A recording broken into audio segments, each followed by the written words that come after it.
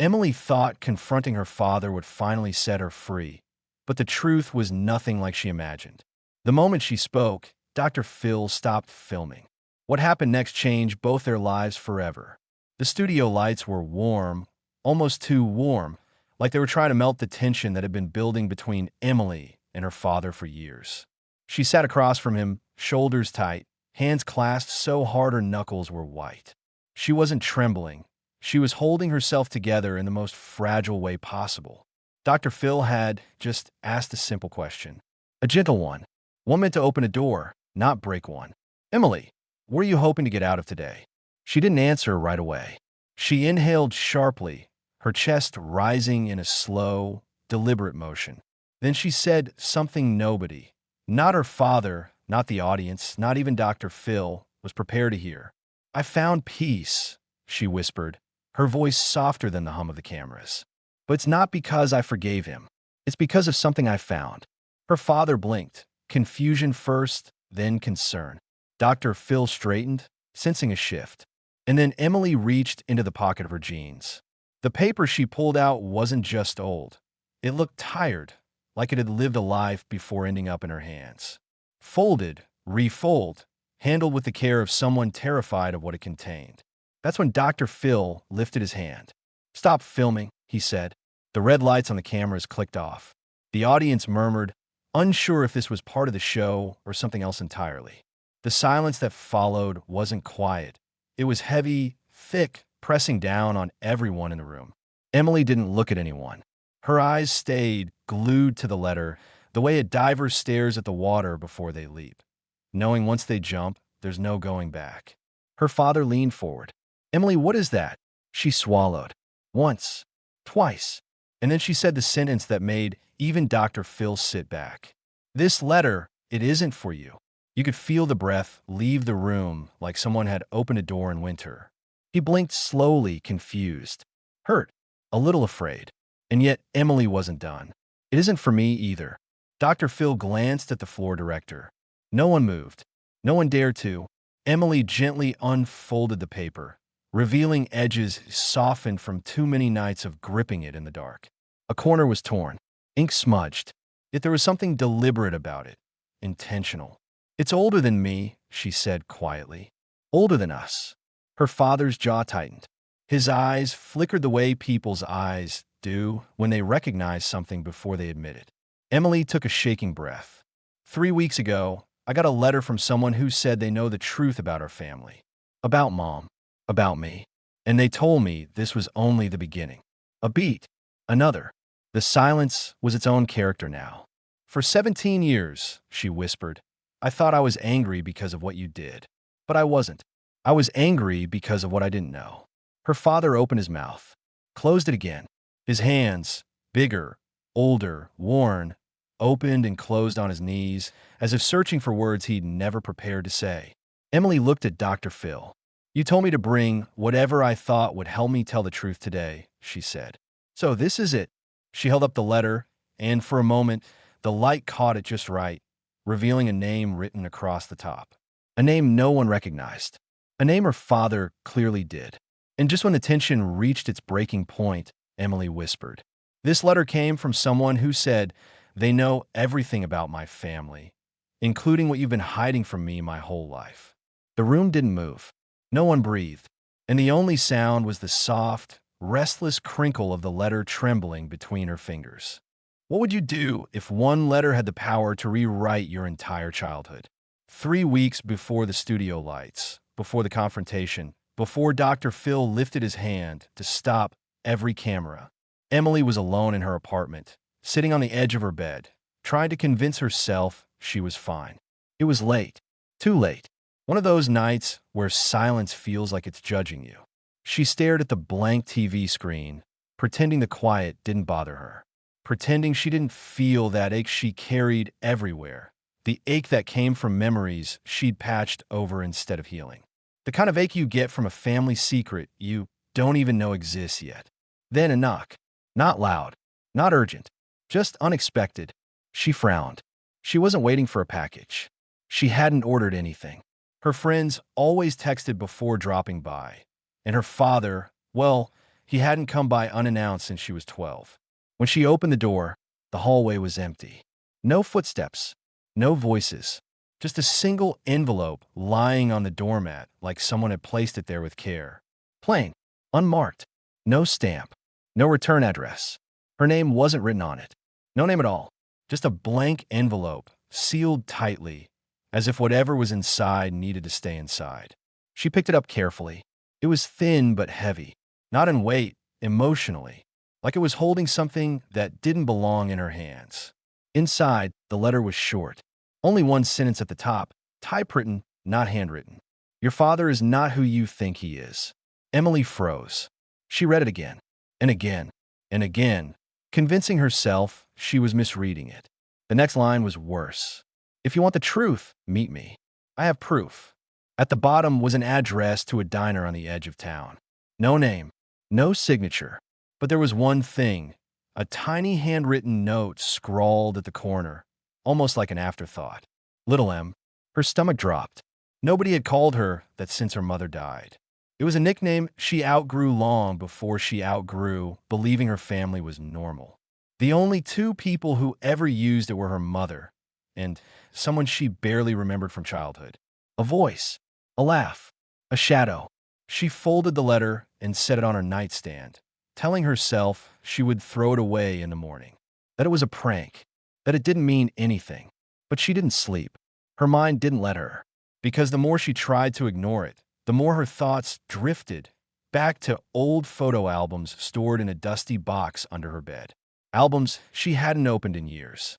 Albums her father never liked her looking through. Curiosity, that slow, creeping kind that feels like a hand on your shoulder, pushed her forward. She pulled the box out, opened it, and for the first time in years, she saw her childhood staring back at her. Pictures of birthdays, family trips, quiet afternoons. But something was off. She noticed details she had never noticed before. Her mother's strained smile, her father's forced distance. And in one photo, just one, something that made her freeze. Her mother holding toddler Emily, standing next to a man whose face had been carefully torn out of the picture. Not cut, torn, violently, deliberately, on the back, written in the same handwriting from the letter. I'm sorry, little M.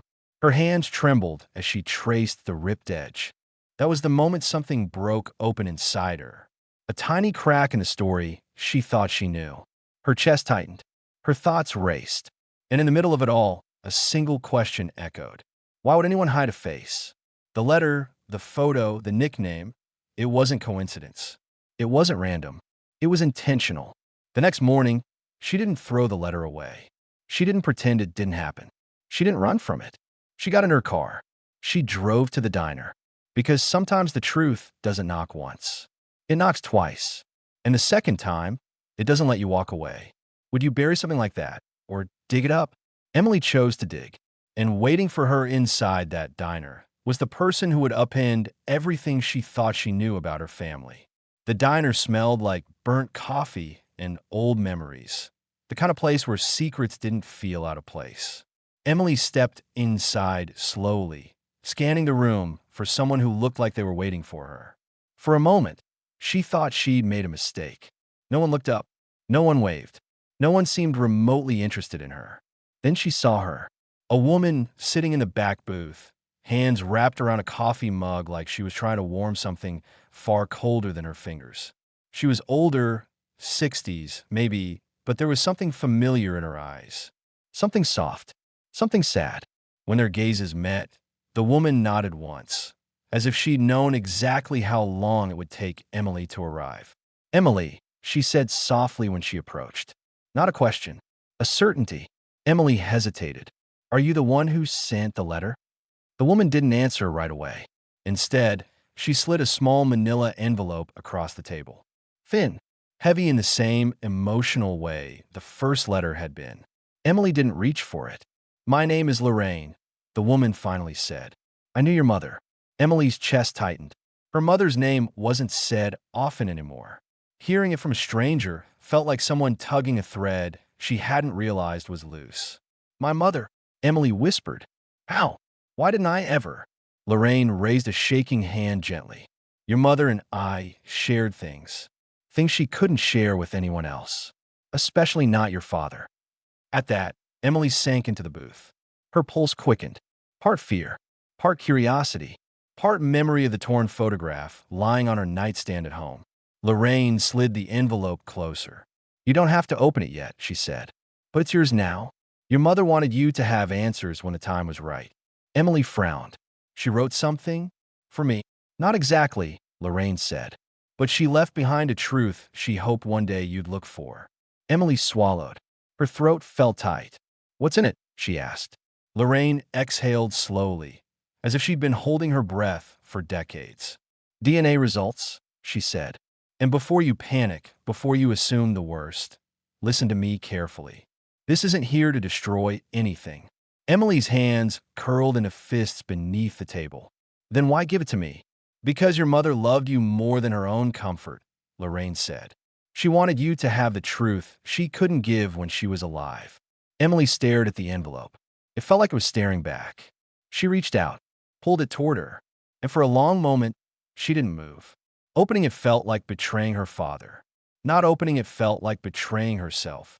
When she finally unfolded the flap, her fingers were icy. The paper slid out easily, too easily. A single sheet, creased for being handled often. The top line was enough to make her vision blur. "Paternity Analysis Report." She scanned it. Her breath caught. Her stomach dropped. The results were not what she expected, not even close. They didn't deny her father, but they didn't confirm him either. It said the results were inconclusive due to conflicting genetic markers. Words that felt scientific and distant, and yet personal enough to tear something open inside her. "I don't understand," she whispered. Lorraine reached into her purse with trembling hands and pulled out a second item, a photograph. Not ripped, not scratched. Clear. It showed Emily's mother, younger, smiling softly. And next to her was a man Emily had never seen before. A man whose eyes looked strangely familiar. Emily stared. "Who is that?" Lorraine's lips trembled. "His name is Daniel. And he believed, for a time, that he might be your father." The room seemed to shrink around her. The buzzing lights, the smell of coffee, the soft murmur of conversations. Everything blurred. "But that's not all," Lorraine continued gently. "Your mother didn't want to hurt your father. She didn't want to confuse you. She didn't want you growing up feeling split in half." Emily shook her head, tears forming. "Why are you telling me this now?" "Because Daniel is still alive," Lorraine said. "And he's been waiting for years. He wants to meet you, not to claim anything, not to replace anyone, but to tell you the truth only he can tell." Emily's heart hammered against her chest. "What truth?" she whispered. Lorraine held her gaze, eyes full of sympathy. "The truth about why your mother left him. The truth about the night everything changed. And the truth about the part of your identity she was too afraid to let you know." Emily's breath hitched. The world felt unsteady. There was only one question left, trembling on her lips. "Where is he?" Lorraine reached across the table and gently placed her hand over Emily's. "I'll take you to him," she said. "He's been waiting." Sometimes a truth cracks your world open slowly. Sometimes it does all at once. For Emily, this was both. And as she left the diner with the DNA report tucked against her chest, she couldn't shake the aching thought. How do you face someone who may hold the missing pieces of your identity? The drive to Daniel's house felt longer than it actually was. Trees blurred past Emily's window in long streaks of green and gold, but none of it reached her. Her mind was somewhere else, somewhere between fear and curiosity, between confusion and a strange, dizzy pull she didn't have a name for yet. Lorraine drove in silence, hands gripping the wheel as if she, too, was wrestling with old ghosts. Every so often, she glanced at Emily, checking if she was okay. Emily wasn't. She wasn't even close. But she didn't say that. Instead, she stared down at the DNA report folded in her lap, reading the words she still didn't want to believe. Inconclusive. A single word that felt like a door left half open. A door she was now walking straight through. After nearly an hour, the car slowed. They turned onto a narrow road lined by tall, leaning pine trees. The house that appeared at the end of the path looked nothing like she imagined. No mystery, no darkness, just a small, Quiet home with peeling paint and a porch swaying gently in the breeze. This is it, Lorraine said, voice low. Emily stepped out slowly. The wind carried the scent of fresh soil and something warm, maybe cedar. It felt peaceful, which only made her heartbeat even louder in her ears. Nothing about this moment should feel peaceful. Lorraine knocked. A moment later, the door opened. Daniel looked older than the picture, his hair thinner, his shoulders stooped, but his eyes. Emily froze. They were the same shape as hers. Round, wide, a little sad-looking even when he was smiling. He stared at her as if the world had stopped turning. His hand lifted halfway, then dropped like he wanted to reach for her but didn't dare. Emily, he breathed. Just her name. Soft, breaking, reverent. You look just like your mother. Her chest tightened. Something in her wanted to run. Something else wanted to sit down and ask every question she never got to ask her mom. Instead, she said nothing. Words didn't feel safe. Daniel stepped aside. You can come in, please. The inside of his home was simple. Clean, old furniture, faded curtains, a framed photo of her mother tucked discreetly on a bookshelf, facing inward, as if he hadn't wanted anyone else to see it. Emily stopped in front of it. When was this taken? She asked quietly. Daniel swallowed hard. Before she left. Before everything changed. His voice cracked, and that caught her more off guard than anything. She expected defensiveness, anger, excuses. Not this raw, unpolished remorse that clung to every word he spoke. He motioned for her to sit. She did. Barely. I know this is overwhelming, he said. I've imagined this moment for years, but I never wanted it to hurt you. Emily's jaw clenched. Then why send a stranger to drag me into it? Daniel hesitated. Because I didn't think you'd come if I reached out myself. And because your mother made me promise not to ever disturb your life unless someone else opened the door first. Emily blinked. What does that mean? Daniel rubbed the back of his neck, an anxious gesture that reminded her, painfully, of herself. It means, he said slowly, that your mother left me when she found out she was pregnant. She didn't want you to grow up around the version of me she knew back then. Emily waited. Daniel inhaled sharply. Then he spoke the truth he'd buried for decades. I wasn't a good man when she met me. I was angry, drinking, fighting my own shadows. I scared her once. Not because I meant to, because I was broken, and she didn't want you growing up around someone who didn't even know how to love himself. Emily's throat tightened. The picture she'd built of her mother, strong, steady, protective, suddenly made even more sense. So she left you, Emily whispered. She protected you, Daniel corrected. And she did the right thing. Emily looked down. Did you ever try to find me? Every year, he confessed. Every birthday. Every milestone I imagined you'd have. But your mother made it clear, if I tried to get involved before I changed, she'd take legal action. And she was right. I needed help. I needed time. I needed to become someone who wouldn't hurt the people he loved. He reached under the coffee table and pulled out a small, old-fashioned recorder. Emily's heart stumbled. Before she died, he said, your mother came to see me, not to reconnect, not to fall back into something, but to say goodbye and to record something for you. She knew she couldn't explain everything herself, not the way she wanted to. Emily froze. A recording, she whispered. Her message, Daniel said softly, in her own voice. The words she wanted you to hear when you were strong enough, mature enough, brave enough. Tears filled her eyes instantly. She hadn't heard her mother's voice in years. The idea of hearing it now, through a stranger, in a house she'd never stepped into, felt unreal. Like a dream, or a wound she wasn't ready to open. Why didn't my father tell me any of this? She asked, voice trembling. Daniel looked away, pain flickering in his eyes. Because he thought loving you meant protecting you from anything that could confuse you.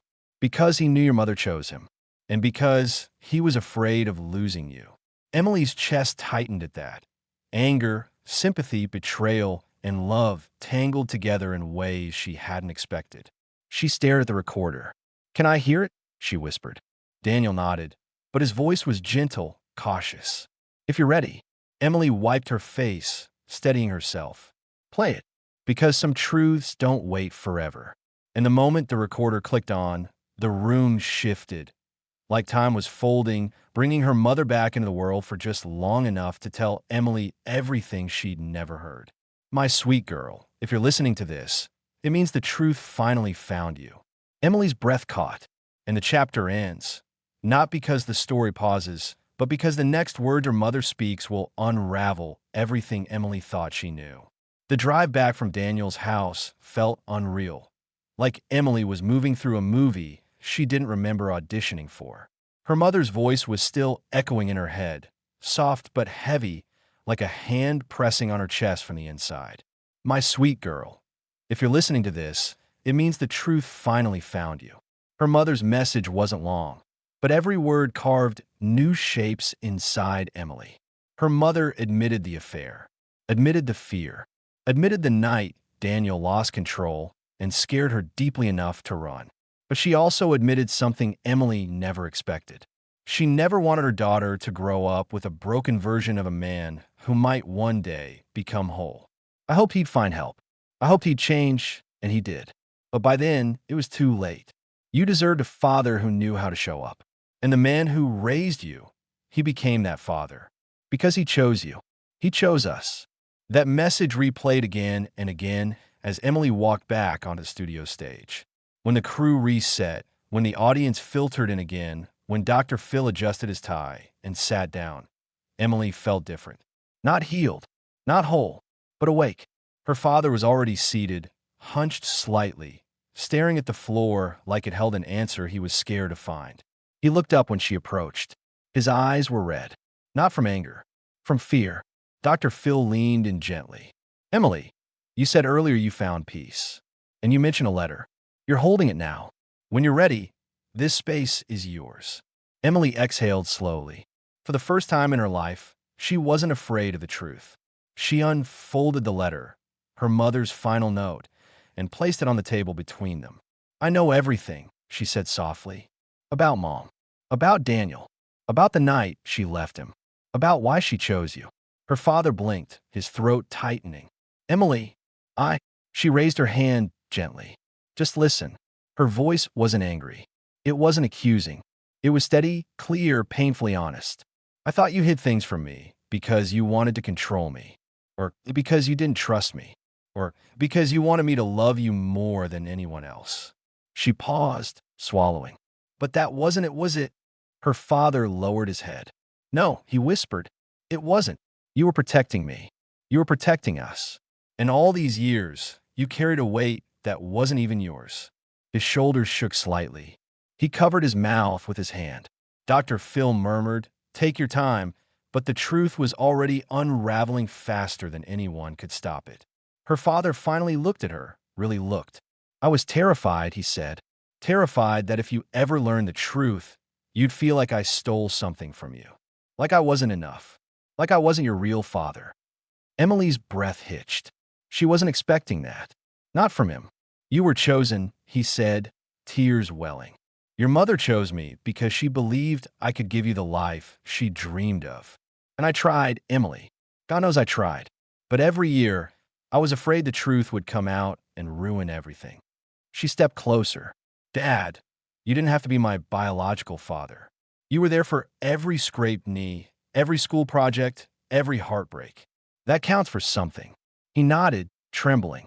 I just didn't want to lose you. And you didn't, Emily whispered. For a moment, the studio felt like a hallway between past and present. Every emotion, every secret, every fear merging into one quiet, fragile truth. Her father's voice cracked. Emily, there's something I need to tell you too. She tensed. What is it? I met Daniel once, he said. Years ago. He reached out. He wanted to see you. And I told him no. Emily's heart stumbled. You what? I wasn't trying to be selfish. I was trying to protect you from someone who wasn't ready. Someone who could have hurt you again. Someone who wasn't stable yet. I didn't know he'd changed. I didn't know he'd get better. Emily didn't speak. Neither did the audience. The truth weighed too much. Her father's voice dropped to barely a whisper. I should have told you sooner. You deserve the chance to know your whole story. I am sorry. And for the first time, Emily finally saw it. The fear behind his decisions, the desperation behind the silence, the love tangled up in mistakes. She sat beside him, not across from him. "Dad," she said softly, "I think I finally understand." Dr. Phil watched the shift, the healing that wasn't perfect but real. He leaned forward, voice kind. "Emily, what do you feel right now?" Emily looked between the letter, her father, and the lights overhead. "I feel like the truth is messy. But maybe peace isn't about having perfect answers. Maybe it's about finally stopping the running." Her father reached for her hand. This time, she didn't pull away. And as the cameras rolled again, they weren't capturing a confrontation. They were capturing something rarer. A family choosing honesty over fear. A daughter choosing understanding over resentment. A father choosing vulnerability over protection. A truth choosing the light after living too long in the dark. In the weeks after the taping, life didn't magically simplify. It never does. Truth doesn't erase the past. It rearranges it, rebuilds it, sometimes gently, sometimes like a storm ripping old structures down to their beams. For Emily, it was both. The studio lights faded, the cameras shut down, the episode entered post-production, but Emily's real story kept moving. Quietly, carefully, honestly. Her father didn't try to pretend everything was normal. He didn't rush her, didn't pressure her, didn't act like the truth hadn't shaken him too. Instead, he showed up in small, consistent ways. The ways that matter more than grand gestures. He checked on her. He asked what she needed. He listened more than he talked. And for the first time in years, Emily didn't feel like she was carrying her feelings alone. Not anger, not confusion, not grief, not even hope. Daniel, on the other hand, kept his distance respectfully. He didn't flood her inbox. He didn't overwhelm her with calls. He sent one message after the show. "Whenever you want to talk, I'm here. And if you don't, I'll understand." It wasn't poetic. It wasn't dramatic. It was honest. And somehow, that honesty made the decision easier. 2 weeks later, Emily visited him again. Not to confirm anything, not to pick a father, but to meet the man who had shaped her story without ever shaping her childhood. They talked on the porch. Not inside, not with pressure, just two people sitting between what was and what could be. Daniel showed her more photos, ones he had kept hidden in a shoebox for years. Pictures of her mother laughing. Pictures of himself from back when he was broken and drinking too much. Pictures of the life he wished he had lived properly the first time. He didn't sugarcoat his past. He didn't blame her mother. He didn't ask for forgiveness. He apologized for being human in all the wrong ways. And Emily didn't promise a future. She didn't promise a relationship. She promised something smaller and something far more meaningful. "I'm willing to get to know you." Slowly, Daniel cried at that. Not loudly, not dramatically, just a quiet release, like someone exhaling a breath they'd been holding for decades. And in that moment, Emily realized something she hadn't understood before. Forgiveness isn't a reward. It's a door. You choose how far to open it. Back at home, she found herself wanting to do something more. Something that honored her mother's courage, her father's devotion, and the complicated, messy truth that shaped her identity. So, she started volunteering at a youth center. Not to be a hero, not to fix anyone, but because she finally understood what secrets do to a child's heart. And she wanted to help kids talk about the things nobody let her talk about growing up. She listened to them. She encouraged them. She told them, gently, "You're allowed to ask questions. You're allowed to want the truth." One afternoon, while organizing art supplies, she found herself reaching into her bag and pulling out her mother's letter. The paper had softened. The ink was slightly faded, but the words were still sharp enough to make her breath catch. She read the final lines again, the lines that shaped her new beginning. "Your story is yours now. Not mine, not his, not anyone else's. Live it with courage. Live it with love. And when you're ready, forgive the world for being imperfect." Emily folded the letter carefully, pressing it close to her heart. And she smiled. Not because everything was fixed, not because the pain was gone, but because she was done letting silence write her story. The truth didn't break her family. It rebuilt it differently, honestly, imperfectly. And the biggest change wasn't in Daniel. It wasn't in her father. It was in Emily, because she finally understood that peace wasn't something she found. It was something she chose. What part of your story are you finally ready to face? If Emily's journey moved you, share this story with someone who needs a little courage today. And if you've lived through a family secret of your own, tell your story in the comments. You never know who might find comfort in your truth.